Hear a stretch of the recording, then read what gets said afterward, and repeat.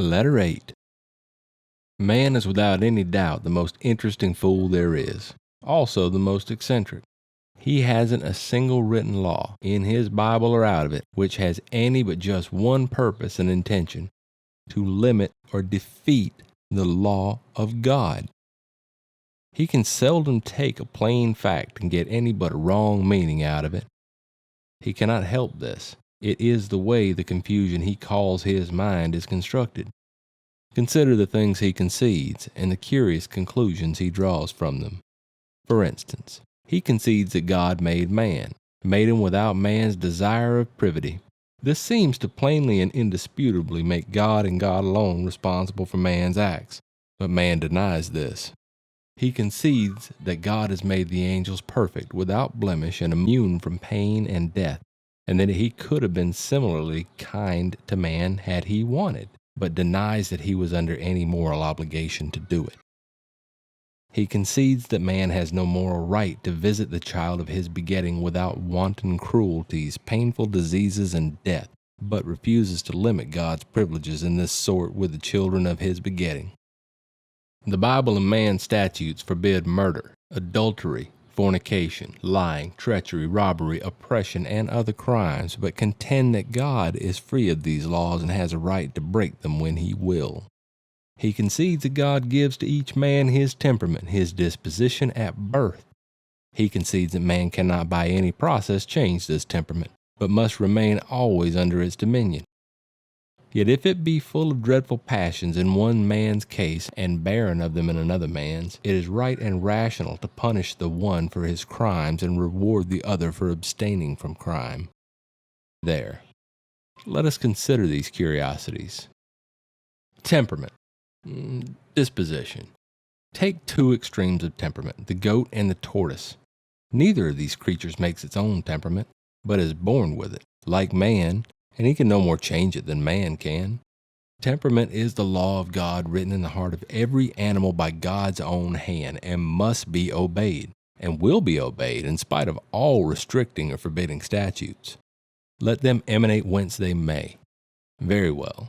Lust is the dominant feature of the goat's temperament. The law of God is in his heart, and it must obey it, and it will obey it the whole day long in rutting season, without stopping to eat or drink.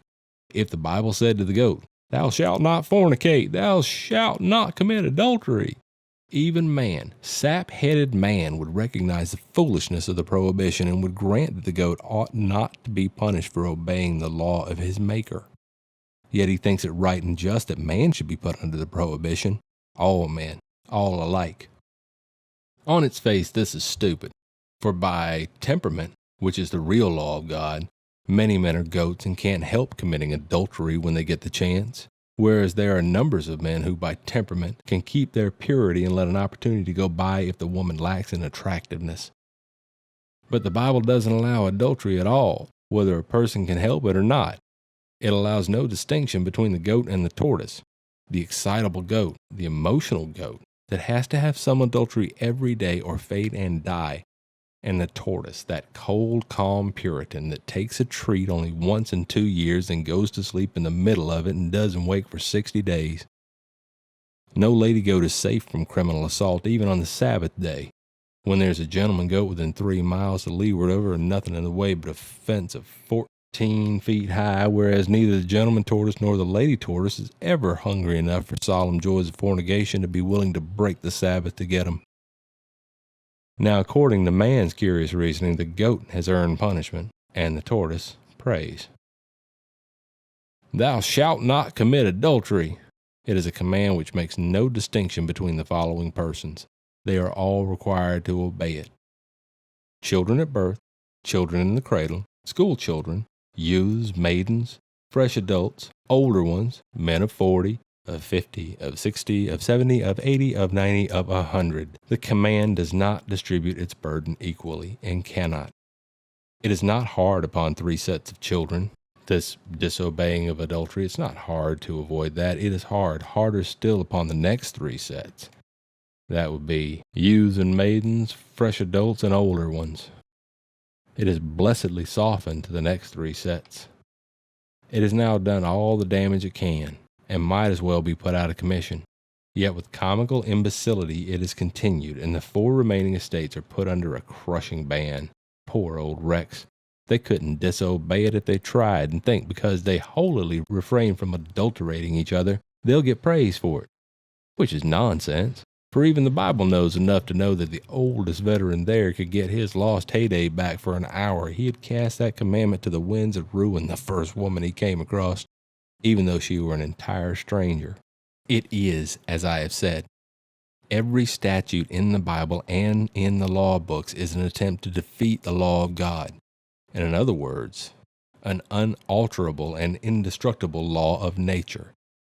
These people's God has shown them by a million acts that he respects none of the Bible statutes. He breaks every one of them himself, adultery and all.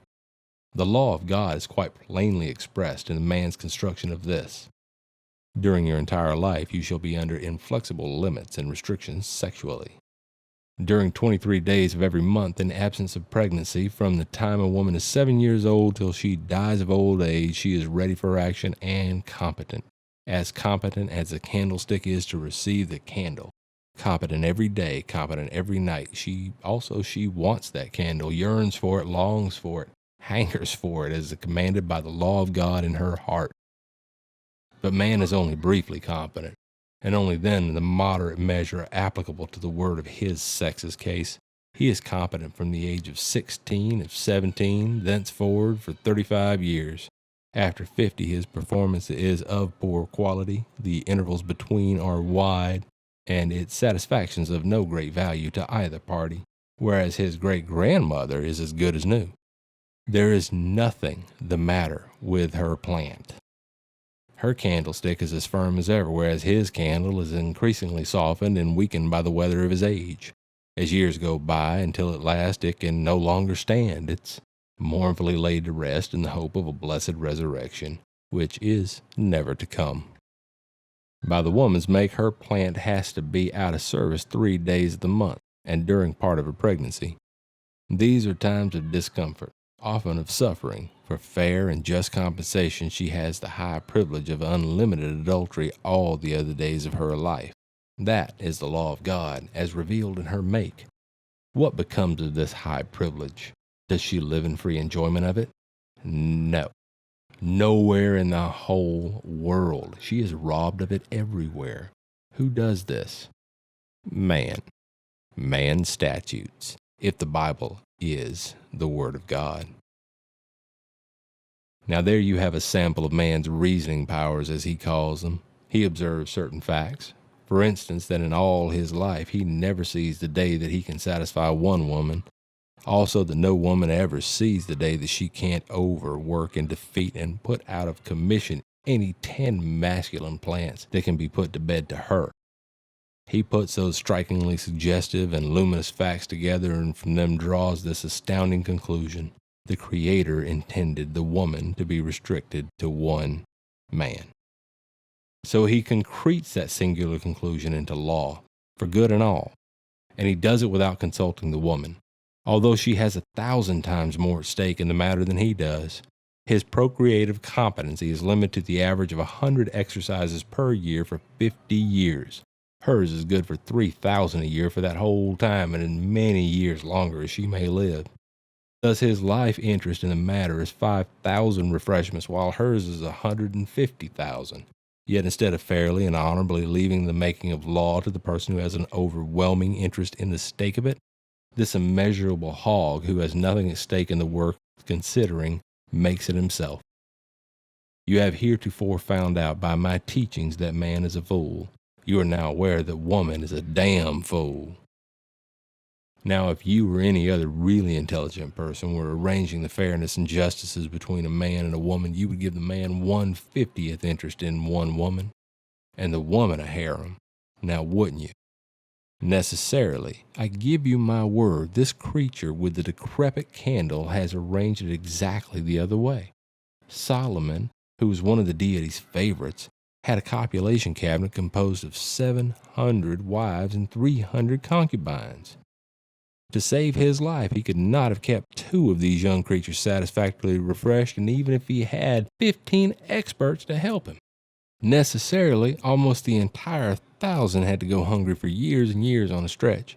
Conceive of a man hard-headed enough to look daily upon all that suffering and not be moved to mitigate it.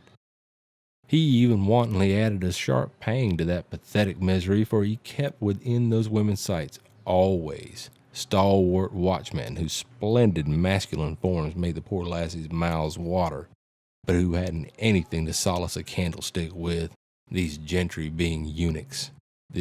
A eunuch is a person whose candle has been put out. From time to time as I go along, I will take up a biblical statute and show you that it always violates the law of God, and then is imported into the law book of the nations where it continues its violations. But those things will keep. There's no hurry. Letter 9. The ark continued its voyage, drifting around here and there and yonder, compassless and uncontrolled, the sport of the random winds and swirling currents. And the rain. It kept falling, pouring, drenching, flooding. No such rain had ever been seen before. 16 inches a day had been heard of, but that was nothing to this. This was 120 inches a day, 10 feet. At this incredible rate, it rained 40 days and 40 nights and submerged every hill that was 400 feet high. Then the heavens and even the angels went dry. No more water was to be had. As a universal flood, it was a disappointment, but there had been heaps of universal floods before, as is witnessed by all the Bibles of the nations, and this was as good as the best one. At last the ark soared aloft and came to rest on top of Mount Ararat. 17,000 feet above the valley, its living freight got out and went down the mountain. Noah planted a vineyard and drank the wine and was overcome. This person had been selected from all the populations because he was the best sample there was. He was to start the human race on a new basis. This was the new basis. The promise was bad. To go further with the experiment was to run a great and most unwise risk. Now was the time to do with these people what had been so judiciously done with the others: drown them. Anybody but the Creator would have seen this, but he didn't see it. That is, maybe he didn't. It is claimed that from the beginning of time he foresaw everything that would happen in the world. If that is true, he foresaw that Adam and Eve would eat the apples, that their posterity would be unendurable and have to be drowned, that Noah's posterity would, in their turn, be unendurable, and that by and by he would have to leave his throne in heaven and come down and be crucified to save that same tiresome human race again. The whole of it? No. A part of it? Yes. Now, how much of it? In each generation, for hundreds and hundreds of generations, 1 billion would die and all go to perdition, except perhaps 10,000 out of the billion. The 10,000 would have to come from a little body of Christians, and only 1 in 100 of that little body would stand any chance. None of them at all except the Roman Catholics, as should have the luck to have a priest handy to sandpaper their souls at the last gasp. Here and there, a Presbyterian. No others savable. All the others damned, by the millions. Shall you grant that he foresaw all this? The pulpit grants it. It is the same as granting that the matter of intellect of the deity is the head of pauper of the universe, and that in the matter of morals and character he is away down on the level of David. Letter 10. The 2 testaments are interesting, each in their own way. The old one gives us a picture of these people's deity as he was before he got religion. The other one gives us a picture of him as he appeared afterward. The Old Testament is interested mainly in blood and sensuality. The new one in salvation. Salvation by fire. The first time the deity came down to earth, he brought life and death. When he came down the second time, he brought hell. Life was not a valuable gift, but death was. Life was a fever dream made up of joys embittered by sorrows, pleasure poisoned by pain, a dream that was a nightmare confusion of spasmodic and fleeting delights, ecstasies, exultations, happiness interspersed with long-drawn miseries, griefs, perils, horrors, disappointments, defeats, humiliations, and despairs. The heaviest curse devisable by divine ingenuity, but death was sweet. Death was gentle.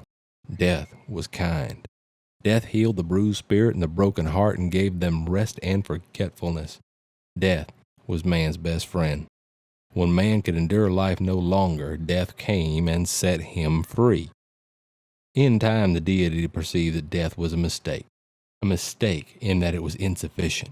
Insufficient for the reason that while it was an admirable agent for the inflicting of misery upon the survivor, it allowed the dead person himself to escape from all further persecution in the blessed refuge of the grave. This was not satisfactory. A way must be conceived to pursue the dead beyond the tomb. The deity pondered this matter during 4,000 years unsuccessfully, but as soon as he came down to earth and became a Christian, his mind cleared and he knew what to do. He invented hell and proclaimed it. Now here's a curious thing. It is believable by everybody that while he was in heaven, he was stern, hard, resentful, jealous, and cruel. But then when he came down to earth and assumed the name Jesus Christ, he became the opposite of what he was before. That is to say, he became sweet and gentle and merciful and forgiving. And all harshness disappeared from his nature, and a deep yearning love for his poor human children took its place. Whereas it was Jesus Christ that he devised hell and proclaimed it. Which is to say that the meek and gentle Savior, he was 1,000 billion times crueler than he ever was in the Old Testament. Oh, incomparably more atrocious than he ever was when he was at the very worst in those old days. Meek and gentle?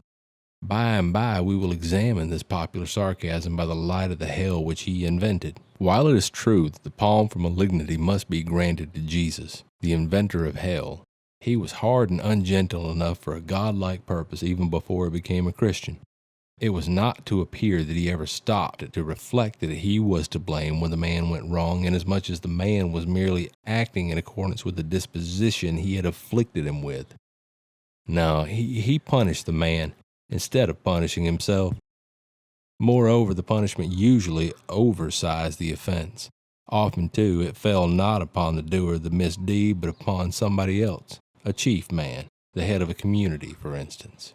And Israel abode in Shittim, and the people began to commit whoredom with the daughters of Moab. And the Lord said unto Moses, Take all the heads of the people, and hang them up before the Lord against the sun, that the fierce anger of the Lord may be turned away from Israel. Does that look fair to you? It does not appear that the heads of the people got any of the adultery, yet it is that they are hanged instead of the people. If it was fair and right in that day, it would be fair and right today, for the pulpit maintains that God's justice is eternal and unchangeable, also that he is the fountain of morals, and that his morals are eternal and unchangeable. Very well, then, we must believe that if the people of New York should begin to commit whoredom with the daughters of New Jersey, it would be fair and right to set up gallows in front of the city hall and hang the mayor and sheriff and the judges and the archbishop in it, although they did not get any of said adultery. It does not look right to me. Moreover, you may be quite sure of one thing. It couldn't happen. These people would not allow it. They are better than their Bible. Nothing would happen here except some lawsuits for damages, if the innocent couldn't be hushed up. And even down south, they would not proceed against persons who did not get any of said adultery. They would get a rope and hunt for correspondence, and if they couldn't find them, they'd just lynch a nigger. Things have greatly improved since the Almighty's time, let the pulpit say what it may.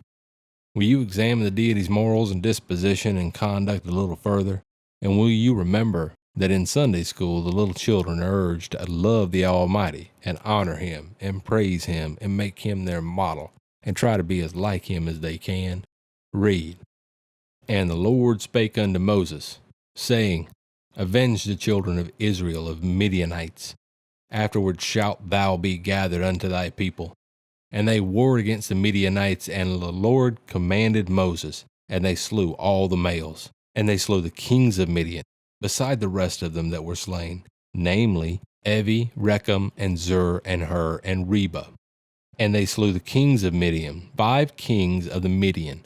Balaam also the son of Beor they slew with the sword.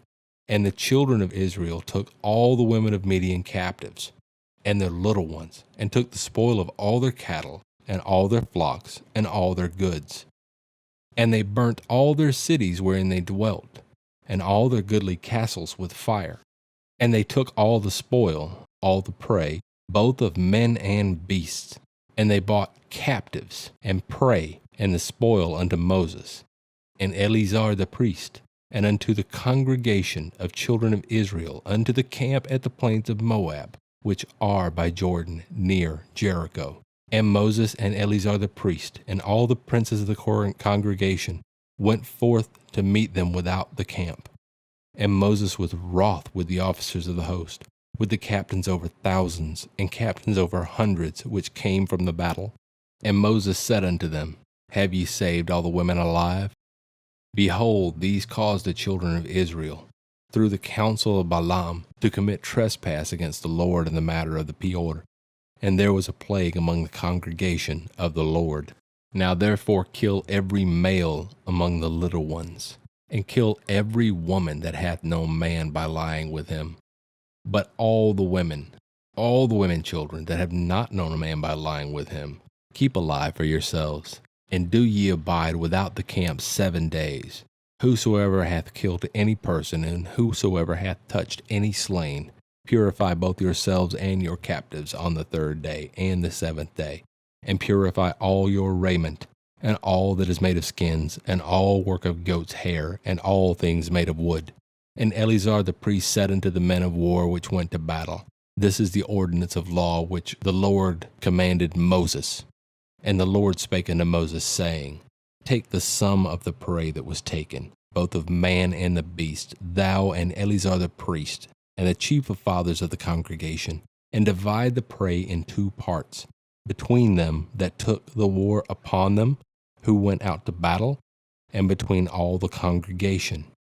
And levy a tribute unto the Lord of the men of war which went out to battle.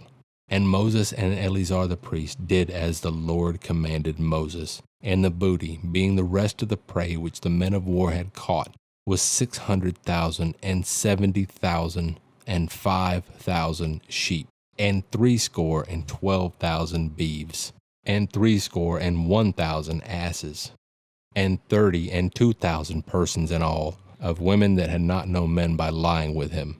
And the persons were 16,000, of which the Lord's tribute was 32 persons. And Moses gave the tribute which was the Lord's heave offering unto Eleazar the priest, as the Lord commanded Moses. Even of the children of Israel's half, Moses took 1 portion in 50, both of man and of beast, and gave them unto the Levites, which kept the charge of the tabernacle of the Lord, as the Lord commanded Moses. When thou comest nigh unto a city to fight against it, then proclaim peace unto it. And when the Lord thy God hath delivered into thine hands, thou shalt smite every male thereof with the edge of the sword.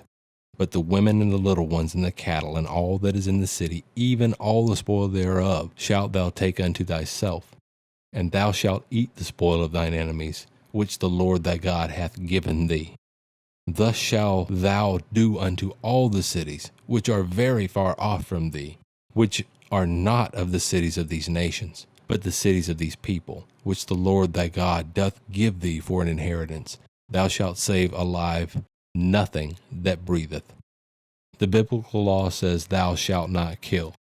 The law of God planted in the heart of every man at his birth says, Thou shalt not kill. The chapter I have quoted shows you that the book statute is once more a failure. It cannot set aside the more powerful law of nature. According to the belief of these people, it was God himself who said, Thou shalt not kill. Then it is plain that he cannot keep his own commandments. He killed all those people, every male. They had offended the deity in some way. We know what the offense was without looking. That is to say, we know it was a trifle, some small thing that no one but a God would attach any importance to.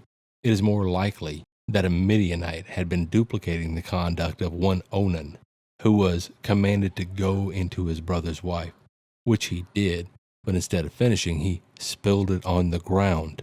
The Lord slew Onan for that, and the Lord could never abide in delicacy. The Lord slew Onan, and to this day the Christian world cannot understand why he stopped with Onan instead of slaying all the inhabitants for 300 miles around, they being innocent of offense and therefore the only ones he would usually slay. For that had always been his idea of fair dealing. If he had had a motto, it would have read, "Let no innocent person escape." You remember what he did in the time of the flood.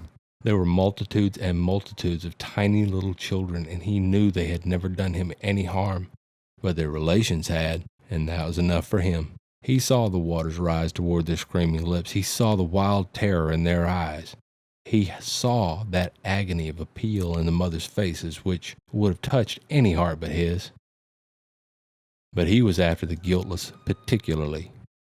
Then he drowned those poor little chaps. And you will remember that in the case of Adam's posterity, all the billions are innocent. None of them had a share of his offense, but the deity holds them guilty to this day. None gets off, except by acknowledging that guilt. No cheaper lie will answer. Some Midianite must have repeated Onan's act and brought that dire despair upon his nation. If that was not the indelicacy that outraged the feelings of the deity, then I know what it was. Some Midianite had been pissing against a wall. I'm sure of it, for that was an impropriety which the source of all etiquette never could stand. A person could piss against a tree, he could piss on his mother, he could piss on his own britches and get off, but he must not piss against a wall. That would be going quite too far. The origin of the divine prejudice against this humble crime is not stated, but we know that the prejudice was very strong, so strong that nothing but a wholesale massacre of people inhabiting the region where the wall was defiled could satisfy this deity. Take the case of Jeroboam. "I will cut off from Jeroboam him that pisseth against the wall." It was done, and not only was the man that did it cut off, but everyone else. The same time with the house of Baasha, everyone was exterminated. Kinsfolk, friends, all leaving, not one that pisseth against the wall. In the case of Jeroboam, you have a striking instance of the deity's custom of not limiting his punishments to the guilty. The innocent are included. Even the remnant of that unhappy house was removed, even as a man taketh away dung till it be all gone. That includes the women, the young maids, and the little girls. All innocent, for they couldn't piss against the wall. Nobody of that sex can. None but members of the other sex can achieve that feat. A curious prejudice, and it still exists. Protestant parents still keep the Bible handy in the house so that the children can study it. And one of the first things the little boys and girls learn is to be righteous and holy and not piss against the wall. They study those passages more than they study any others, except those which incite to masturbation. Those they hunt out and study in private. No Protestant child exists who does not masturbate. The art is the earliest accomplishment his religion confers upon him, also the earliest her religion confers upon her. The Bible has this advantage over all other books that teach refinement and good manners, that it goes to the child. It goes to the mind at its most impressionable and receptive age. The others have to wait. "Thou shalt have a paddle upon thy weapon, and it shall be, when thou wilt ease thyself abroad, thou shalt dig therewith, and shalt turn back and cover that which cometh from thee." That rule was made in the old days because the Lord thy God walketh in the midst of thy camp. It was probably not worthwhile to try to find out for certain why the Midianites were exterminated. We can only be sure that it was for no large offense. For the cases of Adam and the flood and the defilers of the wall teach us that much. A Midianite may have left his paddle at home and thus brought on the trouble. However, it is no matter. The main thing is the trouble itself, and the morals of one kind and another that offers for the instruction and elevation of the Christian of today. God wrote upon the tables of stone, "Thou shalt not kill." Also, "Thou shalt not commit adultery." Paul, speaking by the divine voice, advised against sexual intercourse altogether. A great change from the divine view as it existed at the time of the Midianite incident. Letter 11. Human history in all ages is red with blood, embittered with hate, and stained with cruelties. But not since biblical times have these features been without limit of some kind. Even the church, which is credited with having spilt more innocent blood since the beginning of its supremacy than all the political wars put together have spilt, has observed a limit, a sort of limit. But you notice that when the Lord God of heaven and earth, adored Father of man, goes to war, there is no limit. He is totally without mercy. He who is called the fountain of mercy, he slays, slays, slays. All the men, all the beasts, all the boys, all the babies, all the women, all the girls, except those that have not been deflowered. He makes no distinction between innocent and guilty. The babies were innocent. The beasts were innocent. Many of the men, many of the women, many of the boys, many of the girls were innocent. Yet they had to suffer with the guilty. What the insane father required was blood and misery. He was indifferent as to who furnished it. The heaviest punishment of all was meted out to the persons who could not by any possibility have deserved so horrible a fate. The 32,000 virgins. Their naked privacies were probed to make sure that they had still possessed the hymen unruptured. After this humiliation, they were sent away from the land that had been their home, to be sold into slavery, the worst of slaveries and the shamefullest, the slavery of prostitution, bed slavery, to excite lust and satisfy it with their bodies, slavery to any buyer, be he gentleman or be he coarse and filthy ruffian. It was the Father that inflicted these ferocities and undeserved punishment upon these bereaved, friendless virgins, whose parents and kindred had been slaughtered right before our eyes. And were they praying to him for their pity and rescue, meantime? Without a doubt of it. These virgins were spoiled plunder, booty. He claimed his share and got it. What use had he for virgins? Examine his later history and you'll know. His priests got the share of virgins too. What use could priests make of virgins? The private history of the Roman Church confessional can answer that question for you. The confessional's chief amusement has been seduction. In all the ages of the Church, Pierre Hyacinthe testifies that of 100 priests confessed to him, 99 had used the confessional effectively for the seduction of married women and young girls. One priest confessed that 900 girls and women whom he had served as father and confessor in his time, none had escaped his lecherous embrace, but he elderly and homely. The official list of questions which a priest is required to ask will overmasteringly excite any woman who is not paralytic. There is nothing in either savage or civilized history that is more utterly complete, more remorselessly sweeping than the Father of Mercy's campaign among the Midianites. The official report does not furnish the incidents, episodes, and minor details. It deals only in information in masses. All the virgins, all the men, all the babies, all creatures that breathe, all houses, all cities. It gives you just one vast picture spread abroad here and there and yonder as far as the eye can see, of charred ruin and storm-swept desolation. Your imagination adds to the brooding stillness an awful hush, the hush of death. But of course there were incidents. Where shall we get them? Out of history of yesteryear's date, out of history made by the Red Indian of America. He has duplicated God's work and done it in the very spirit of God.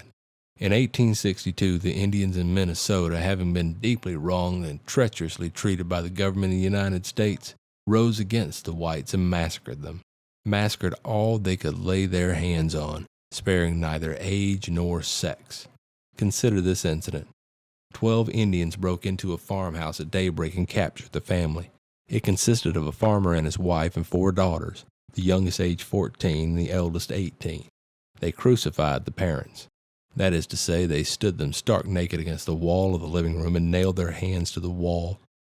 Then they stripped the daughters bare, stretched them upon the floor in front of their parents, and repeatedly ravished them. Finally, they crucified the girls against the wall opposite the parents, and cut off their noses and their breasts. They also, but I will not go into that. There is a limit.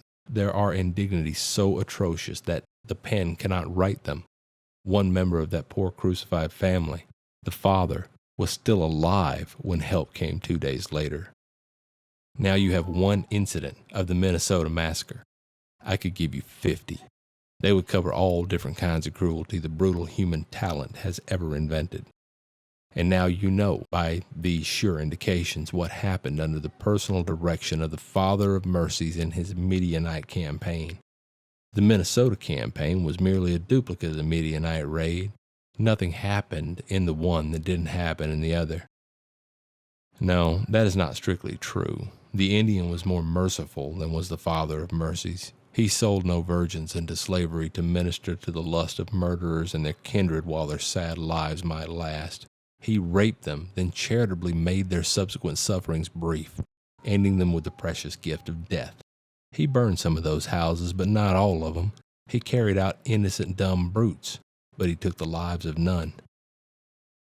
Would you expect this same conscienceless God, this moral bankrupt, to become a teacher of morals, of gentleness, of meekness, of righteousness, of purity? It looks impossible, extravagant, but listen to him. These are his own words. Blessed are the poor in spirit, for theirs is the kingdom of heaven. Blessed are they that mourn, for they shall be comforted. Blessed are the meek, for they shall inherit the earth. Blessed are they which do hunger and thirst after righteousness, for they shall be filled. Blessed are the merciful, for they shall obtain mercy. Blessed are the pure in heart, for they shall see God. Blessed are the peacemakers, for they shall be called the children of God. Blessed are they which are persecuted for righteousness' sake, for theirs is the kingdom of heaven. Blessed are ye, when men shall revile you, and persecute you, and say all manner of evil things against you falsely, for my sake. The mouth that uttered these immense sarcasms, these giant hypocrisies, is the very same that ordered the wholesale massacre of the Midianitish men and the babies and the cattle, the wholesale destruction of house and city, the wholesale banishment of the virgins into a filthy and unspeakable slavery. This is the same person who brought upon the Midianites the fiendish cruelties which were repeated by the Red Indians, detail by detail, in Minnesota 18 centuries later. The Midianite episode filled him with joy.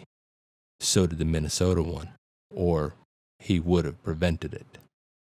The Beatitudes in the quoted chapters from Numbers and Deuteronomy ought to always be read from the pulpit together. Then the congregation would get an all-round view of our Father in heaven. Yet not in a single instance have I ever known a clergyman to do this.